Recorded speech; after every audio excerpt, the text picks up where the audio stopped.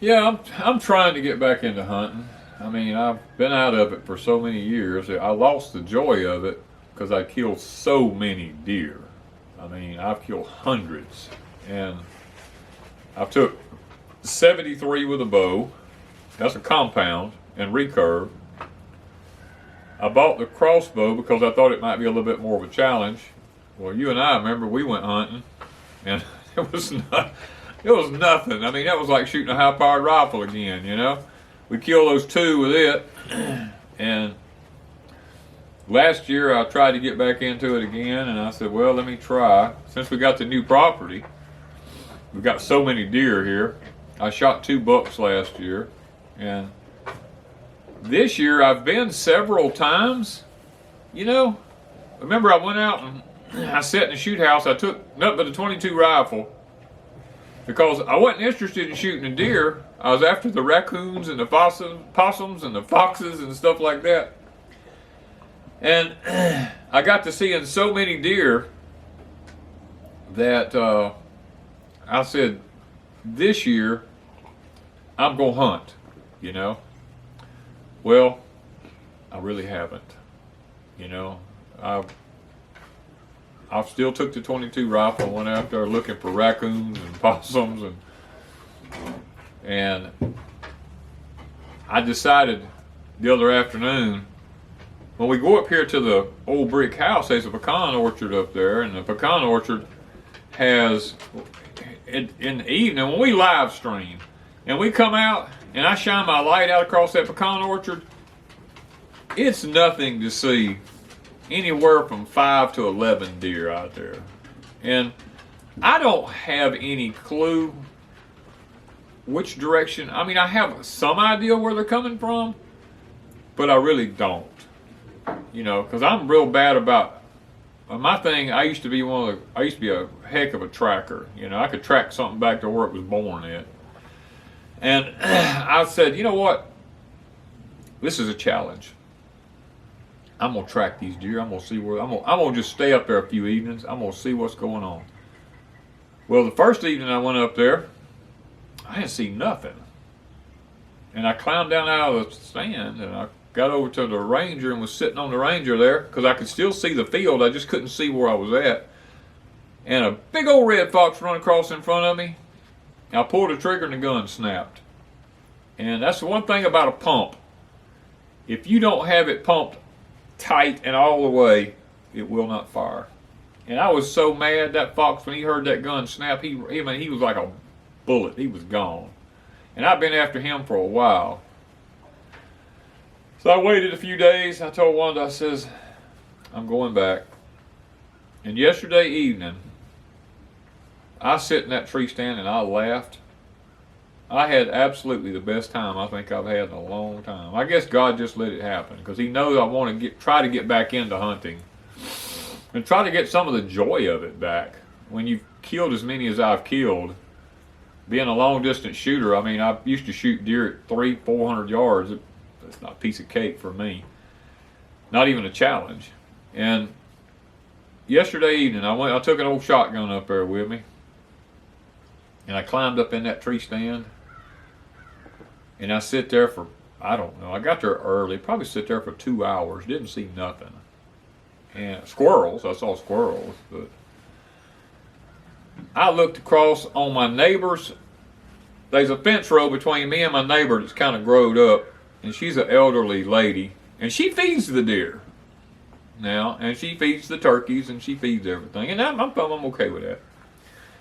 The only problem is, Wanda and I have a fruit orchard right there that we've spent a lot of money on.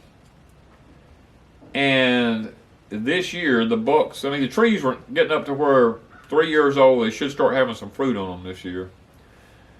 I went up there the other day and a buck, he took his horns and destroyed all of them. I mean, everything up there. He broke the limbs off of them, scraped the bark off of them and everything. And then now I'm mad. I'm mad now. So now, I know I'm not hunting for the fun of it. I'm hunting because I'm mad. And when I get mad, I usually have results, you know.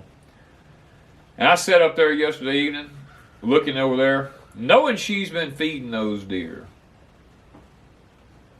because I had a suspicion they were coming from that side over there.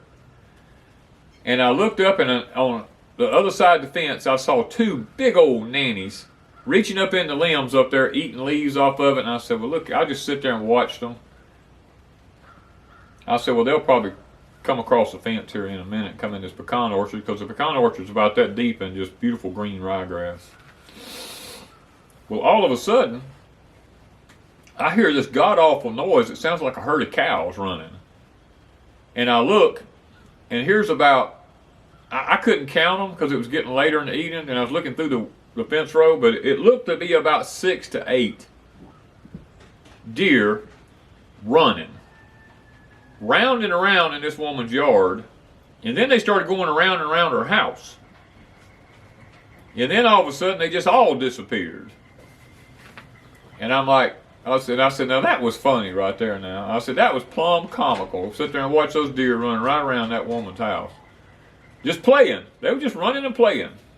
And about that time, I had parked my Ranger up in a neck up in the woods up in there. I thought it was hid. Well, after that happened, behind me I hear whoosh, whoosh, whoosh. And I turn around the tree stand, and the deer have come from my pond, which I did not expect that. I was expecting them to come down another fence row and come in, but they come across an open pasture right up that pond up through a holler that's just open pasture where y'all see me cut hay at. And they ran up on that Ranger because that's the way they were coming into that field, and I didn't know it. And they seen that Ranger in there, and they went to snorting and blowing. And then the deer in the other lady's yard over there, they went to snorting and blowing.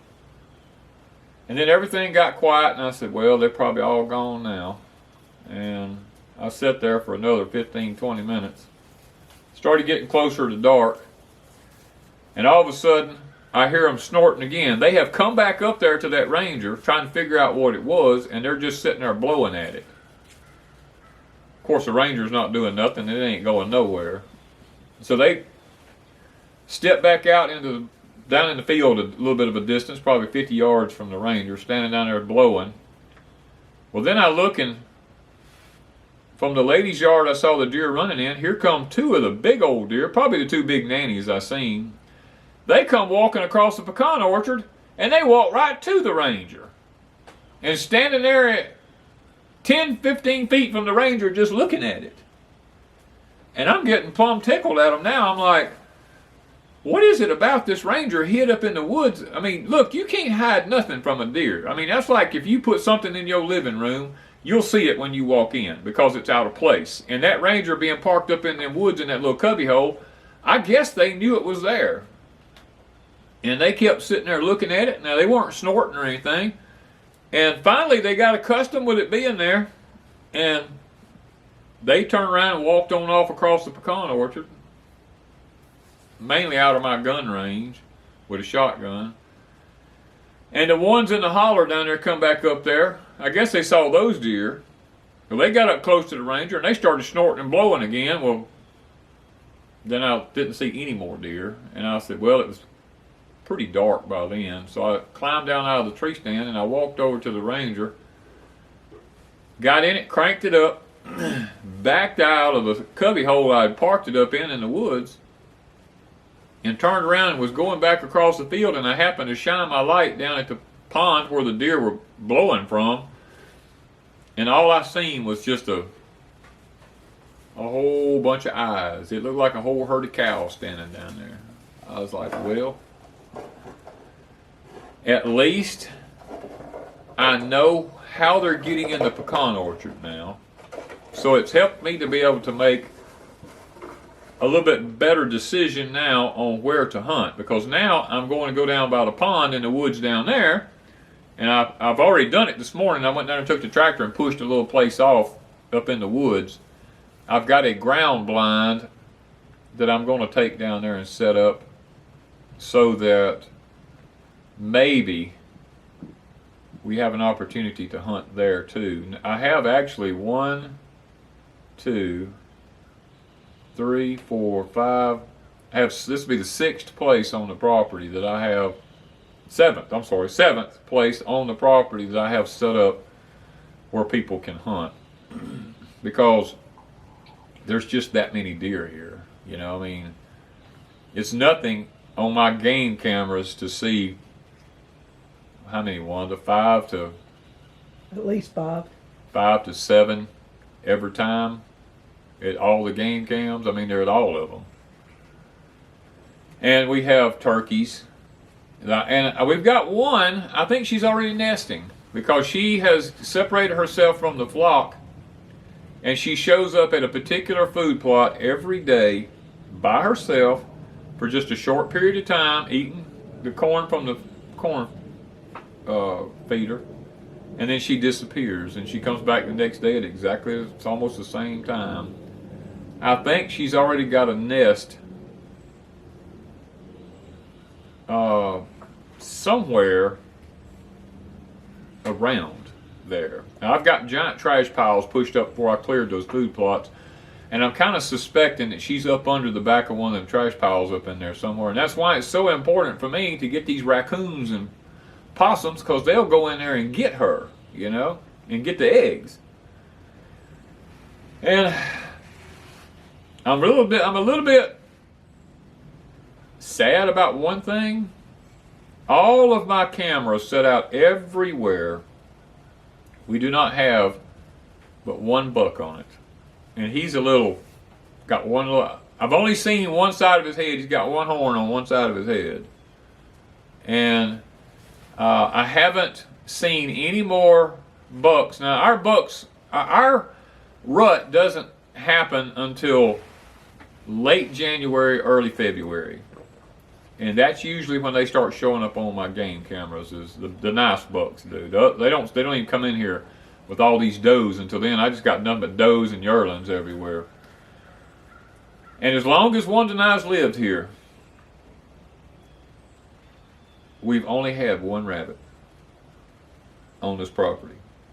We have seen it multiple times, and it's on my game cameras. He goes from one food plot to the other. It's the same old rabbit. There were so many foxes on this property when we bought this place that they had cleaned out all the rabbits. And now, I don't know if this is a male or a female, or if it's the only rabbit in a 40-acre square. I don't know. But you never see but one. You don't ever see it with a companion. You don't ever see no babies. It's just one rabbit right by itself. So that's another reason for me trying to take the coyotes and the foxes out like I do, is to get the rabbit population back up. Now, it has worked considerably for the turkeys. When we first came here, we seen like 6 turkeys. And it's been 3 years now. And it's nothing now to see. Well, we seen on the game cams, we see the mama hens with all the babies running around every spring. Now it's nothing to see anywhere from 6 to 11 at a time. You know, so, but the wildlife's doing pretty good, and I may go back this afternoon just for more. As a matter of fact, I may set the ground blind up and just go sit in it and just see what happens, you know, because I'm more about just enjoying the moment than I am about shooting something. I don't have to shoot anything. I just like to watch them, because honestly, when you watch a deer in its environment, when it doesn't know that there's anything around but it, they're like a barrel of monkeys. I mean, they just go stark raving nuts, especially when there's young ones. They remind me of my cows out here in the field, my calves. They go to run around in circles, kicking their feet up, chasing each other down through the woods. I mean, running like wide open all through them woods. You'd think they'd get hung up on something, but they don't. And the mamas will sit there and watch them and make sure that they're okay and don't pay them no mind. They just like a bunch of teenagers running around playing. Well, here comes Miss Lucy running up here. She's ready for her snack, so I guess I better let y'all go and tend to her. Thank you guys for Pecan Grove.